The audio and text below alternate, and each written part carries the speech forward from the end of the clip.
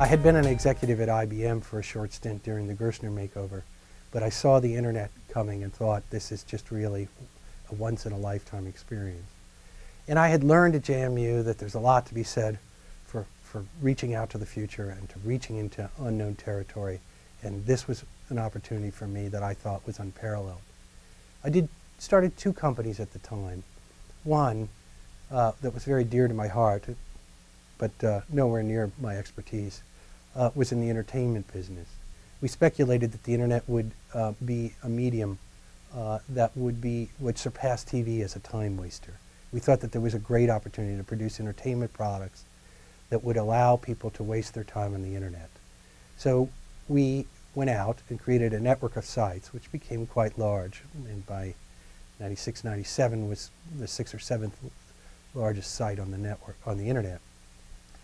I went out and raised venture capital. I bought the #1 and #2 computer game sites, and few things rival computer games for wasting time. I went out and also did a joint venture with Universal Studios, where I produced a site for 7 to 11-year-olds that was based on the entertainment properties that Universal owned, including movies like Jurassic Park, cartoons and characters like Woody Woodpecker and Babe the Pig, all the record labels in the Capitol broadcasting system, and plenty of TV assets. We produced a site there, and I had an office on the Universal Studios lot that was quite popular in the 7 to 11-year-old set.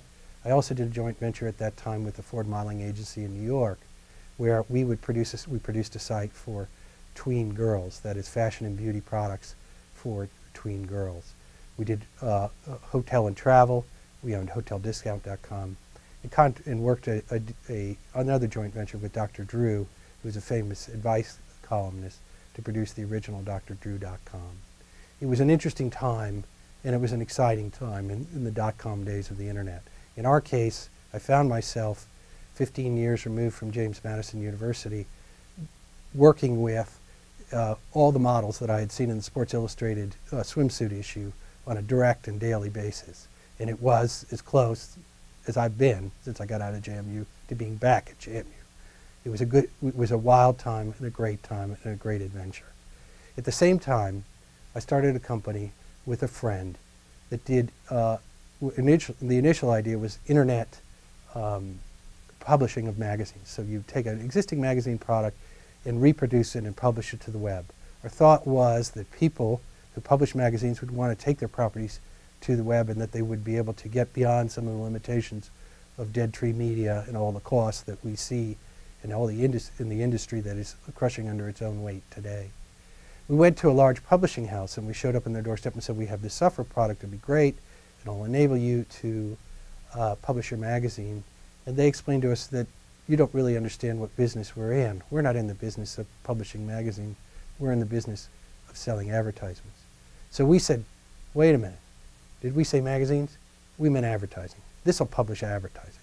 So we came up with animated GIFs, or as they're commonly known today, banner ads, to put on internet ad pages, and to put to count the number of times they were seen and clicked and so on, and enable people that ran sites, including some of our customers were MSN and AudioNet, which became Broadcast.com, and other large internet sites, to show advertising and to benefit from that.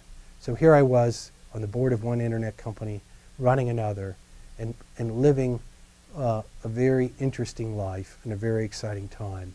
One that made me recognize the value of my JMU education. Because in that experience, I had to take fashion and beauty editors in New York and get them to work with computer people, which was not easy. I had to manage the computer games staff, which was and remains one of the most unique management challenges I've ever had. And I had to work in Hollywood with people that had formerly worked at Disney and were used to a set of mediums, including primarily film and TV, to produce in a new medium. I had to get up every day in all the environments and deal with different people with different agendas from different parts of the country. And all of it harkened back to what I learned at JMU. And while sometimes people might diminish the value of the socialization that kids get here, or the socialization that perhaps I got here, I cannot tell you how invaluable it was for me to produce diverse products in a new medium with people that didn't understand it and with people that fundamentally didn't like each other. And my JMU education enabled me and enabled those enterprises in ways I never could have imagined. It also enabled me, it gave me the confidence to go, as I did, and approach major brand advertisers, having never sold advertising in my life, and get them to potentially begin advertising on the internet. So I was in every major ad agencies, large consumer companies, and in most cases I was explaining what the internet was and why they'd want to advertise on it. And it was a bit of a slog at times. One of my favorite stories from that time was that the people at Budweiser told me, we think the internet is a fad, like CB radio. And the people at Coke told me that the internet, they would have no interest in the internet until they could serve their product through it.